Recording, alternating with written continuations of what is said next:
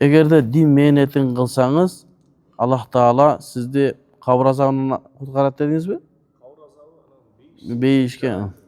Себеби бизге Аллах Таала анан пайгамбарыбыз бизге гарантия берди да. Силер намазыңарды окугула, закатыңарды бергиле, амр маруф кылгыла, нахи ан мункар кылгыла, жакшылыкка чакыргыла, жамандыкка картап, силерге кепилдик беришти. Ошону эле көчүрүп айтып атышат. Кудайдын динин айткыла, жакшылыкка чакыргыла, жамандыктан картап, намазыңарды окугула, орозоңарды кармагыла, силерге кепилдик иншалла. Бул мындай таргып беретин да. Бирок чындыгында бейишке ким кирет? Аллах билет.